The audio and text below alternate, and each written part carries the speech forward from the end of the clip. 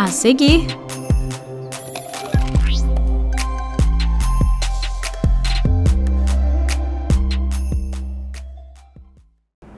O Brasil é o segundo país que mais realiza transplantes de órgãos e tecidos em todo o mundo, ficando atrás apenas dos Estados Unidos.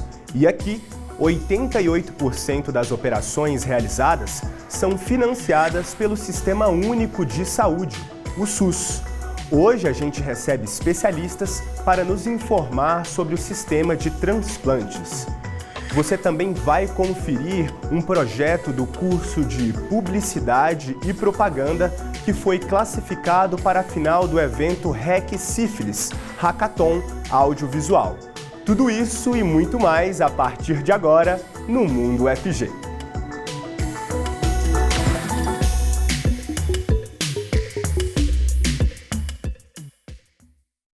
Seja bem-vinda, bem-vindo ao nosso programa. Saudações para os ouvintes que nos acompanham pelas ondas do rádio da Rádio Universitária 870 AM.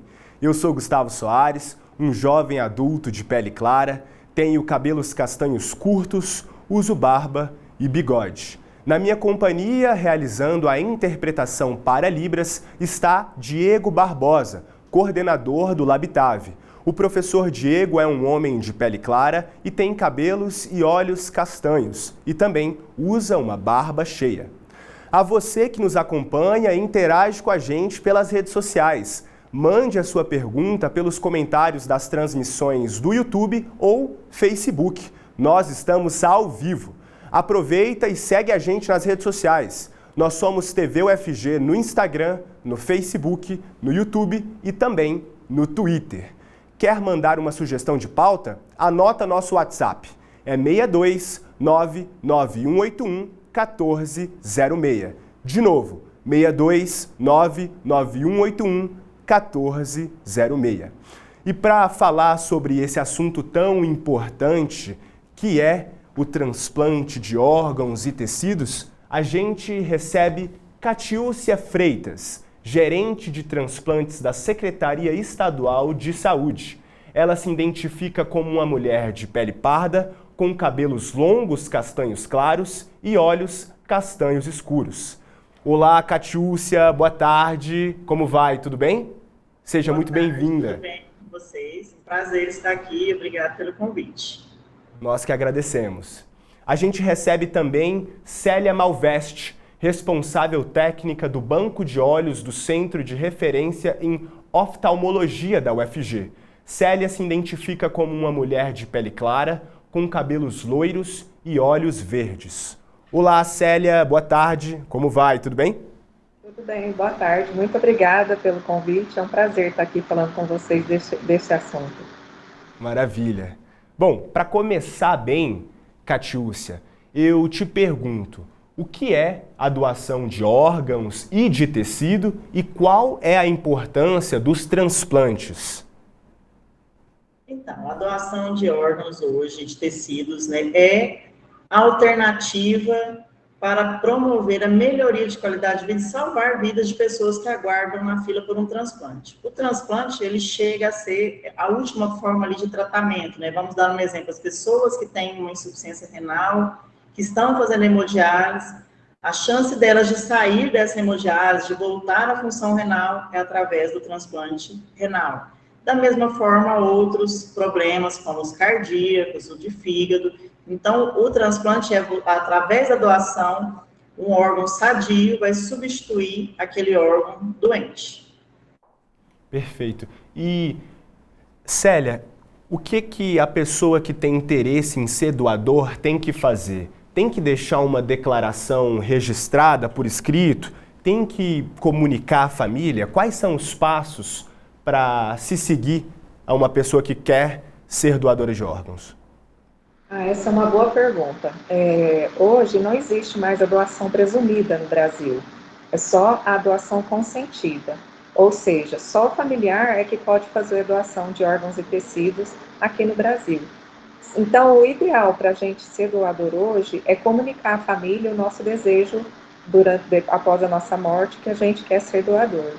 Esse tipo de de doação presumida fortalece o sistema de transplante e faz com que haja mais segurança tanto para o doador quanto para o receptor, até mesmo pelo próprio sistema de transplante do Brasil. Então, o ideal é avisar a sua família que você quer ser doador, porque é a família responsável pela doação. Mesmo que nós façamos em vida uma declaração judicial que a gente quer ser doador, ela não tem validade. Teria que ir para a ação judicial só para depois, sim, que a gente pudesse ter esses órgãos doados. E o que não é viável por conta do tempo que a gente tem para fazer a retirada e o transplante, né? Então, o ideal é avisar o familiar que quer ser doador de órgãos e tecidos para poder divulgar mais isso. Então, Célia, só para considerar, então, só com o consentimento familiar que os órgãos daquela pessoa que já faleceu vão poder ser doados, é isso? Só com consentimento familiar. Então, por isso que em vida a gente tem que estar sempre falando para o familiar sobre isso, tá bom? Então, o que a gente chama de doação consentida, que é consentimento pela família. A outra coisa, até parentesco de segundo grau, para poder fazer a doação. Perfeito. E, Catiúcia, quais os órgãos que podem ser doados? As pessoas podem ser doadoras de coração, de pulmão. O pulmão pode ir para 2 receptores, fígado, pâncreas, os rins também podem ir para 2 receptores. Tem estado que tem o transplante de intestino, como São Paulo. E também pode doar tecidos, como as córneas, né? Aqui de Goiás. Goiás realiza o transplante de fígado, de rins, de córneas, de medula óssea e o músculo esquelético. Apesar da gente não ter o banco de tecido músculo esquelético, nós recebemos esse tecido de córnea. Então, a pessoa também pode doar os tecidos, que aqui no caso é a medula óssea, né, que pode ser doada em vida, e também as córneas, que são doadas após a morte. Perfeito. Você poderia explicar um pouco mais para a gente como que funciona a doação em vida? Do que depende a pessoa doar um órgão em vida? Hoje, os órgãos que podem ser doados em vida um rim, parte do fígado e parte do pulmão. Para essa doação acontecer, a equipe transplantadora vai ter que avaliar, né? Por exemplo, se a pessoa tem na família, hoje pela legislação, parentes de até 4º grau, se forem compatíveis, eles podem fazer essa doação. Se não for parente até 4º grau, tem que passar por um processo judicial, né, ter a validação para poder fazer essa doação. Entretanto, tem que se avaliar a compatibilidade. No caso de rins, por exemplo, além da compatibilidade de sangue, né, o tipo sanguíneo, o ABO, existe também a compatibilidade genética, então, que a gente chama de HLA, né, histocompatibilidade. Então, as pessoas têm que ser compatíveis e avaliar também todo o histórico, né, se realmente aquela doação não vai trazer prejuízo para aquela pessoa que está doando. Uhum. Célia, existe uma resistência por parte de algumas pessoas em relação à doação de órgãos. A que se deve isso? A falta de conscientização mesmo do processo e do ato, né, de doar. É muito difícil no momento do óbito, quando aquela tristeza em que a família se encontra por ter perdido o ente querido, se lembrar da questão de doação de órgãos. E às vezes, quando as equipes chegam para fazer essa abordagem, é como se fosse um choque. Nós temos conhecimento de que outros estados ou até outros países onde se falado muito a respeito da questão da doação, esse processo é mais tranquilo, as pessoas doam com mais facilidade. Então, aí adquire mais doações, entendeu? E o que falta mesmo é o conhecimento sobre o processo, é falar sobre isso com a família, é falar sobre isso falar da morte, o que representa a doação depois da morte para salvar outras vidas. E falar isso no bate-papo com a família, numa roda de amigos. Então, o importante é divulgar e conscientizar e abraçar esse ato de solidariedade. É normalizar esse assunto, né? Eu digo porque eu mesmo vejo no meu âmbito familiar que as pessoas têm muita resistência. Uma doação de órgãos pode salvar até 10 vidas, é isso mesmo, Célia? Até 8 vidas, e quando se trata de doação de córneas, por exemplo, são dois pacientes que recebem córnea, Hoje já tem outras técnicas que uma córnea dá para dividir para 2 pessoas. Então, no caso, se a gente já tivesse essa técnica aqui, nós conseguiríamos, com 2 córneas, ajudar a voltar a visão de 4 pessoas. E além das córneas, a gente utiliza também a esclera, que é a parte branca dos olhos. E, por exemplo, um paciente que perde o globo ocular num acidente, a gente utiliza a esclera de cadáver para fazer a reconstituição da cavidade ocular. Então, assim, são muitas coisas, muitos órgãos e os tecidos que são utilizados que um doador pode ajudar a população. Isso é muito rico, sabe? Muito bom. Célia, aproveito o gancho. Como que funciona na prática a doação de córneas? O transplante, perdão. O processo é o mesmo, precisa da autorização da família. Depois disso, tem todo um processo que é seguido, que a gente tem que seguir os protocolos que são bem rígidos com relação ao processo e o armazenamento desse tecido. Ele fica armazenado há mais tempo, então tem um tempo mais fácil para fazer o transplante. E o banco de olhos processa, qualifica e armazena e distribui para a central de transplante, que é ela que vai passar para os pacientes que estão necessitando. E pode ficar preservada até 14 dias essa córnea. Então é um processo bem tranquilo, sabe? E depende da doação da família também para isso. Eu não sei se eu respondi a sua pergunta. Respondeu sim. Catiúcia, como que funciona atualmente o cenário de transplantes de órgãos e tecidos no âmbito nacional e também estadual? Nós estamos saindo de um período difícil, que foi a pandemia, né, onde houve uma queda nacional nos transplantes, na doação de órgãos. Em Goiás, apesar de ter sido bem difícil, a gente ainda conseguiu fechar o ano, por exemplo, de 2020 como o 5º estado que mais transplantou rins. Tivemos uma queda em 2021, mas e esse ano ainda continua um pouco em queda. Nós tivemos um aumento grande da recusa das famílias, né? Hoje a recusa aqui em Goiás ela está de 70%, ou seja, 70% das famílias estão dizendo não para a doação de órgãos. Esse número no país é de 44%. Então, existem as disparidades de região, né? Cada região, igual Santa Catarina, tem 28%, 30% de recusa. Então, na verdade, existe uma retomada nacional, né, dos transplantes. Foi um ano difícil, foram 2 anos difíceis, sem podermos fazer muitas campanhas por conta das aglomerações.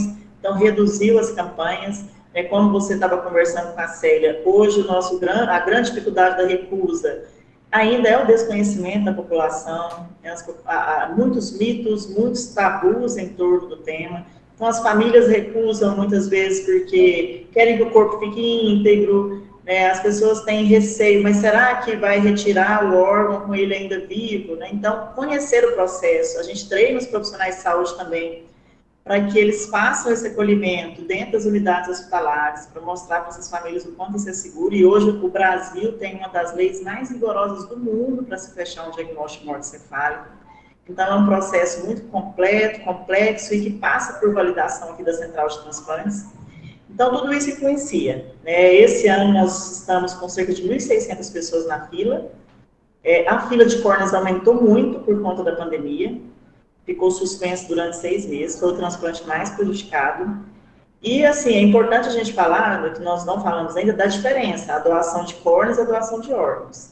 Doa órgão quem está em morte encefálica. Nesse caso, ainda é possível manter o coração batendo, os órgãos funcionando artificialmente para que ocorra a doação. Então, só vai poder doar órgãos quem tiver morte encefálica. No caso dos tecidos, como as córneas, todo óbito ali, entre 2 e 80 anos, que não tem infecção, vai ser avaliado alguns critérios. E depois da parada cardíaca, ele pode ser doador. Então, existe essa diferença, né? Uma parcela menor da população pode ser doador de órgãos, uma parcela maior pode ser doador de córneas. E para quem está em casa possa entender com mais nitidez, o que é a morte encefálica? A morte encefálica é a morte propriamente dita. Mas o que vai acontecer? A pessoa vai ter uma lesão grave cerebral, né? A popular morte cerebral. A gente fala morte encefálica porque morre o cérebro e o encéfalo. Então, a pessoa que, por exemplo, vou dar um exemplo que foi popular, que o Brasil todo conheceu, o Gugu. Né, o Gugu Liberato caiu do telhado e teve um traumatismo craniano grave, que fez com que o cérebro morresse. A cabeça morreu, o cérebro morreu.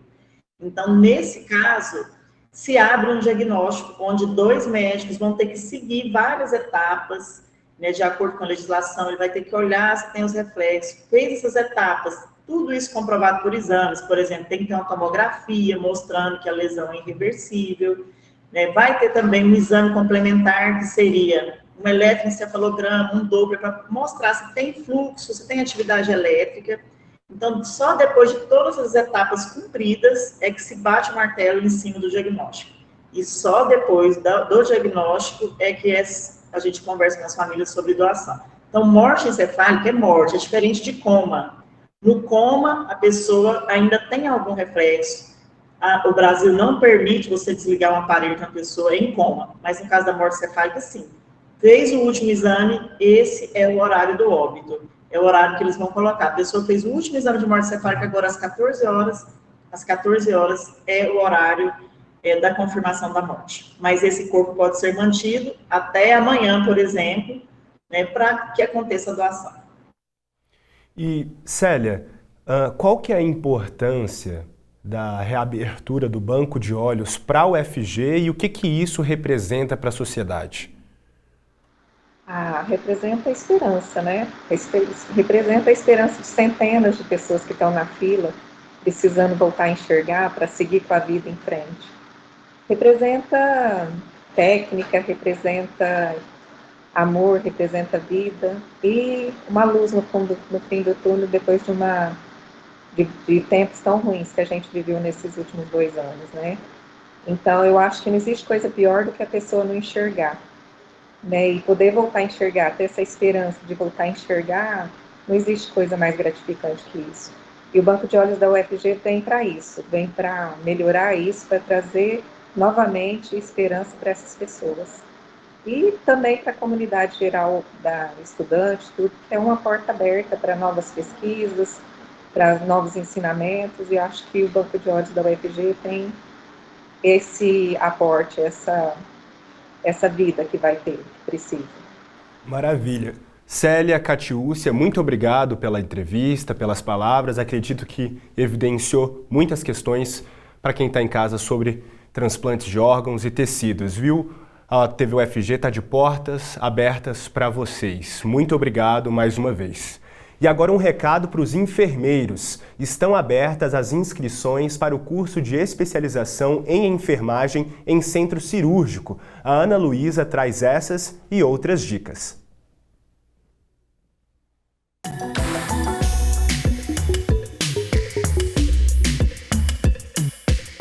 Olá, tudo bem? Meu nome é Ana Luísa Peixoto e começa agora mais uma Agenda UFG. Aqui você fica por dentro dos eventos e serviços da universidade. Eu sou uma jovem mulher, branca, tenho cabelos lisos de tamanho médio, uso óculos de ar oval e estou em um corredor de um prédio da UFG com janelas de vidro dos 2 lados. Vamos conferir o que está rolando na universidade? Estão abertas as inscrições para o processo seletivo da 2ª turma do curso de especialização em enfermagem em centro cirúrgico. São 30 vagas ofertadas em uma carga horária de 360 horas. O público-alvo são enfermeiros, portadores de diploma e as inscrições vão até o dia 30 de setembro. Para saber mais informações, acesse o site fem.ufg.br. Estão abertas as inscrições para o curso de mestrado do Programa de Pós-Graduação em Ciência Política. O programa possui 2 áreas de concentração, denominadas Estudos Políticos Contemporâneos e Relações Internacionais. As inscrições vão até o dia 1º de outubro e contam com um quadro de 18 vagas em ofertas. Para saber mais informações, acesse o site cienciapolitica.ufcs.ufg.br. Eu me despeço aqui. Essa foi a nossa agenda de hoje. Continue acompanhando a nossa programação e até mais.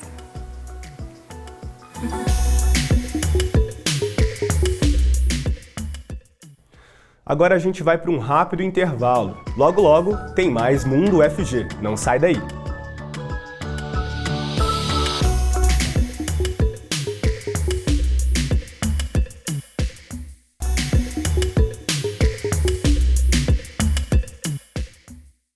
Estamos de volta com o segundo bloco do Mundo UFG de hoje.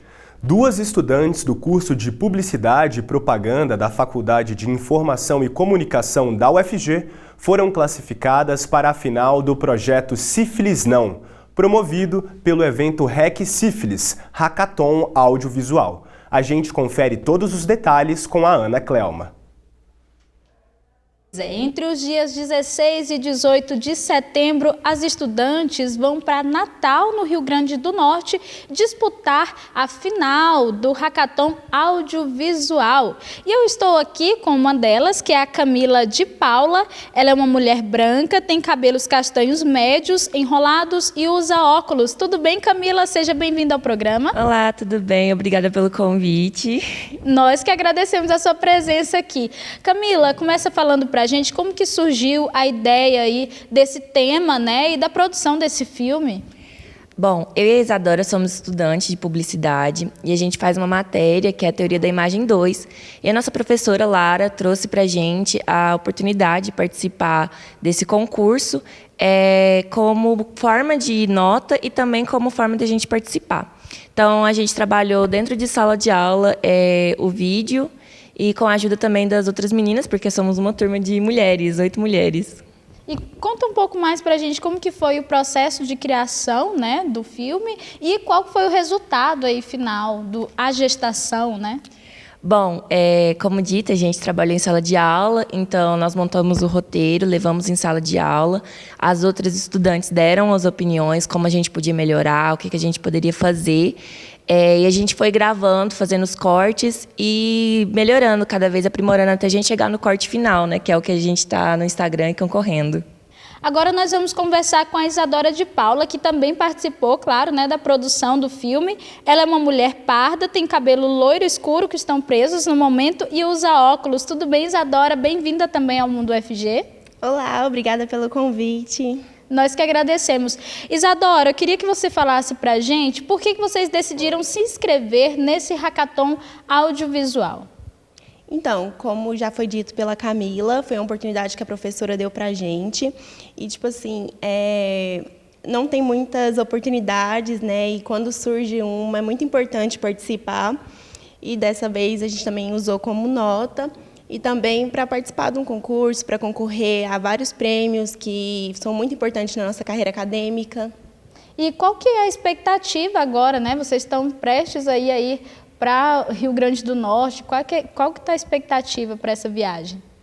Então, a gente está muito feliz, né, por ter conseguido e também queremos ir para representar o UFG, representar nossas colegas de turma que também participaram. E foi muito importante para a gente a atuação delas, da professora, na nossa participação, e a gente pretende concorrer lá também, fazer outro audiovisual, e já ficamos muito felizes de ter chegado até aqui.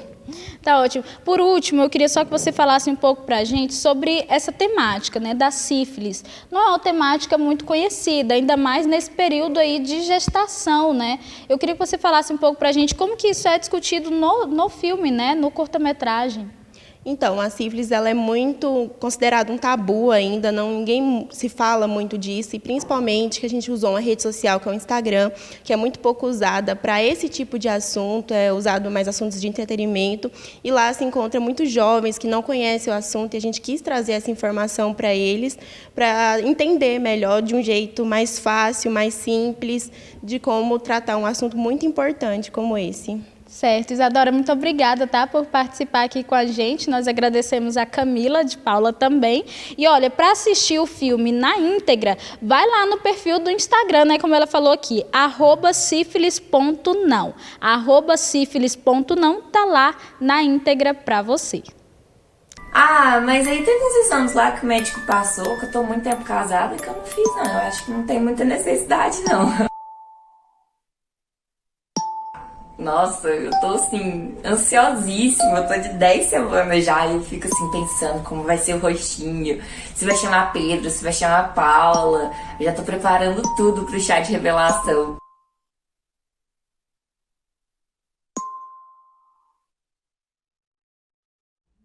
Que legal, vale a pena assistir a produção. Bom, você aí tem interesse em autoconhecimento, meditação e relaxamento? A Ana Paula Ferreira chega para te recomendar um evento que promove essas práticas. Isso e muito mais na agenda. Confere aí.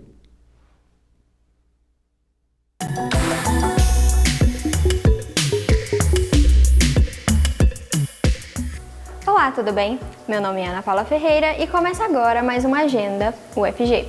Sou uma jovem mulher, branca, com cabelos castanhos, longos e lisos, e uso óculos cinzas. Estou em um corredor de um prédio da UFG com janela de vidro dos dois lados. Vamos conferir os eventos e serviços da universidade? Já ouviu falar do Momento Cuidando de Si? Ele é um projeto aberto a toda a comunidade que tem como objetivo promover o autoconhecimento, interação, meditação, reflexão e relaxamento.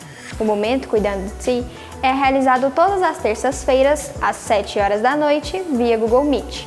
Para mais informações, acesse o Instagram, @inf_UFG. E vem aí o 4º encontro de licenciatura e educação básica. O ELEB 2022 acontece entre os dias 25 e 27 de outubro e reúne pesquisadores, profissionais da educação e professores em formação. O evento tem como tema central políticas e reformas educacionais, enfrentamentos na formação e atuação de professores na educação básica. As inscrições são feitas online. Para mais informações, acesse eleb.prograde.ufg.br. E a parceria entre a UFG e a PUC-Paraná apresenta o 4º Congresso Internacional de Direitos Humanos e Políticas Públicas, com a temática Colonialidade, Desigualdades e Diferenças, e o 13º Congresso Pensar Direitos Humanos. O evento propõe um espaço de reflexão sobre os efeitos da colonialidade na reprodução da desigualdade e das violações do direito à diferença. O evento ocorre de forma online e ocorre de 3 a 6 de outubro. Para mais informações, acesse direitoshumanos.prpi.ufg.br. E eu me despeço aqui. Essa foi a agenda de hoje. Continue a acompanhar a nossa programação. Até mais!